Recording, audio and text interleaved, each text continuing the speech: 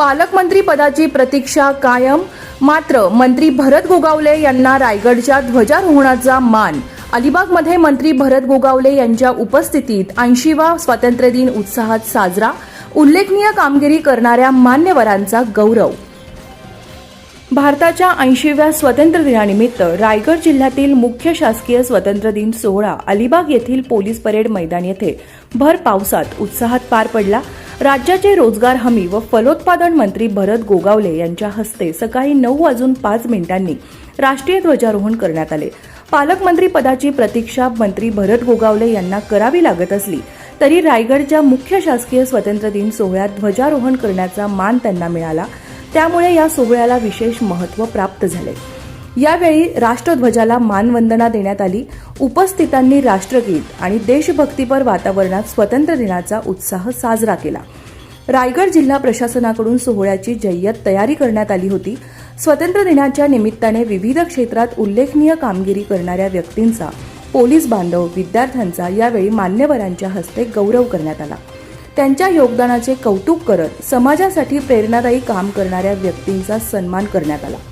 या कार्यक्रमाला रायगड जिल्हाधिकारी किशन जावळे, पोलीस अधीक्षक आचल दलाल, जिल्हा परिषद मुख्य कार्यकारी अधिकारी डॉक्टर नेहा भोसले यांच्यासह प्रशासकीय अधिकारी, कर्मचारी आणि विविध क्षेत्रातील मान्यवर उपस्थित होते. रायगडच्या मुख्यालयी झालेल्या या स्वातंत्र्य दिन सोहळ्यात राष्ट्रभक्तीचा उत्साह आणि देशप्रेमाची भावना पाहायला मिळाली. धम्मशील सावंतसह न्यूज ब्युरो, रायगड, महाराष्ट्र.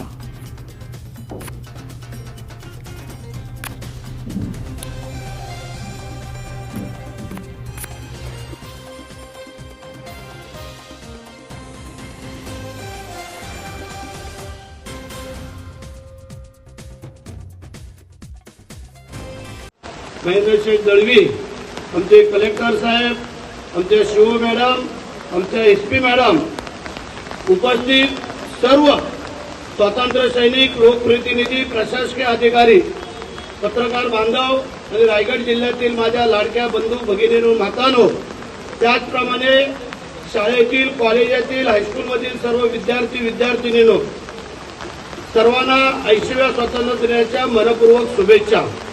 आजचा दिवस आपल्या देशाच्या स्वातंत्र्याचा आणि बलिदानाचा सुवर्ण दिवस. स्वातंत्र्य लढ्यात प्राणांचे बलिदान देणाऱ्या सर्व ज्ञात अज्ञात वीरांना मी विनम्र आपल्या सगळ्यांच्या वतीने अभिवादन करतो. त्याचप्रमाणे देशाच्या सीमेवरती जे देशाची सेवा करतायत त्या सर्व सैनिकांनाही मानवंदना देतो. बंधू भगिनींनो, आपण छत्रपती शिवाजी महाराजांच्या पुण्य व पावन रायगड भूमीचे नागरिक आहोत. हा आपल्यासाठी मोठा अभिमान.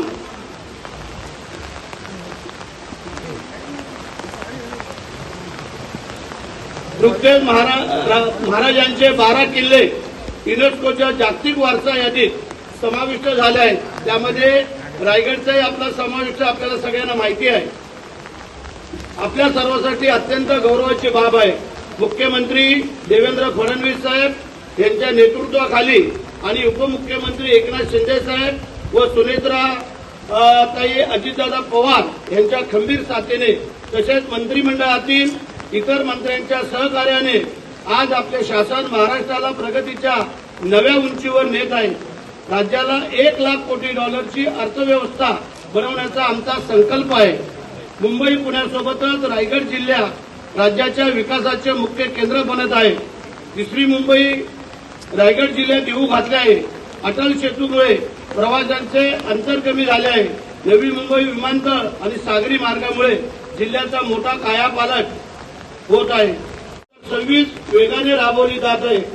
आपल्याच टप्प्यात रायगडमधील 2,800हून अधिक शेतकऱ्यांचे आधार प्रमाणीकरण पूर्ण झाले आहे. 1,859 शेतकऱ्यांच्या खात्यात $10,95,00,000 थेट जमा करण्यात आले आहेत. नियमित कर्ज भरणाऱ्या शेतकऱ्यांना $50,000 प्रोत्साहनपर लाभ दिला जात आहे. ग्रामीण विकासात आपल्या रायगडने देशात इतिहास घडवला आहे. खालापूर तालुक्यातील खरवली ग्रामपंचायत जलसमृद्धी श्रेणी देशात प्रथम, खालापूर तालुक्यातील सांबार्ली ग्रामपंचायत सामाजिक सुरक्षेत देशात द्वितीय, खालापूर तालुक्यातील वासंबे ग्रामपंचायत त्या पोलिसांना जाऊ द्या का? आत्मनिर्भर पंचायत श्रेणी देशात प्रथम. अलिबाग तालुक्यातील वडगाव ग्रामपंचायत आदी शक्ती अभियानात संपूर्ण महाराष्ट्रात प्रथम. उत्कृष्ट कामगिरी करणाऱ्या सर्व सरपंचांचे, ग्रामस्थांचे आणि प्रशासनांचे खूप खूप कौतुक. ग्रामीण रस्त्यांचे जाळे मजबूत केले जात आहे. रस्त्यांच्या दोन्ही बाजूनी वृक्षारोपण सुरू आहे. हरित महाराष्ट्र करता मोठ्या प्रमाणात वृक्ष लागवड करून पर्यावरणपूरक व शाश्वत पर्यावरण निर्माण करण्याचा शासनाचा संकल्प आहे. महिलांच्या सुरक्षेसाठी 151 हेल्पलाईन आणि 16 हिरकणी कक्ष कार्यरत आहेत. आपल्या रायगड जिल्ह्यातील माझ्या 4,76,000 लाडक्या बहिणींना दरमहा 1,500 रुपये मानधन दिले जाते. बालकांच्या सुरक्षेसाठी 1,098 हेल्पलाईन आणि 24 तास सुरू आहे. तरुणांसाठी मुख्यमंत्री युवा कार्य प्रशिक्षण योजना राबवली आणि विविध रोजगार मेळावे राबवले जात आहेत. माजी मुख्यमंत्री स्वर्गीय सुधाकरराव नाईक यांच्या स्मृतिदिनानिमित्त 15 ते 21 ऑगस्ट दरम्यान जलसंधारण सप्ताह सुरू करण्यात येत आहे. येत्या 21 ऑगस्ट रोजी सकाळी 6 वाजता मला वॉकेथॉन वॉक फॉर वॉटरचे आयोजन करण्यात आले. माझ्या सर्व नागरिकांना, तरुणांना आणि विद्यार्थ्यांना विनंती आहे की पाणी अडवा, पाणी जिरवा, जलयुक्त महाराष्ट्र घडवा या मोहिमेत सर्वांनी मोठ्या संख्येने सहभागी व्हावे. पंतप्रधान आदरणीय नरेंद्र मोदी साहेब यांनी पाहिलेले विकसित भारत 2047 स्वप्न तेव्हा पूर्ण होईल जेव्हा देशातील प्रत्येक गाव आर्थिकदृष्ट्या सक्षम, स्वयंपूर्ण आणि समृद्ध बनेल. विकसित भारत जी रामजी ही केवळ हाताला काम देणारी योजना नसून ती ग्रामीण अर्थव्यवस्था पाया मजबूत करणारी आणि शाश्वत विकासाला लोकचळवळ आहे. याद्वारे उभारल्या जाणाऱ्या जलसंधारण, वैयक्तिक विहिरी, वृक्ष लागवड, पाणंद रस्ते, फळबाग लागवडीसारख्या मूलभूत पायाभूत सुविधांमुळे ग्रामीण भागातील उत्पादकता आणि वाढण्यास मोठी मदत होईल.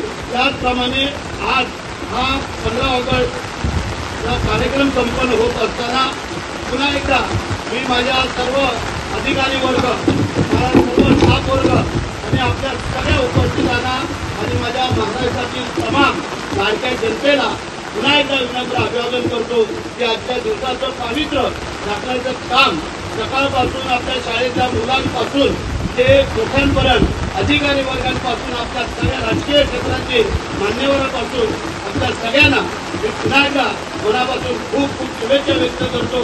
आणि खास करून एवढ्या पावसातही माझे पत्रकार बांधव, पोलीस वर्ग, अधिकारी वर्ग, आमचे आमदार, जिल्हा परिषद सदस्य, जिल्हा परिषद अध्यक्ष सगळ्यांना मनापासून धन्यवाद देतो.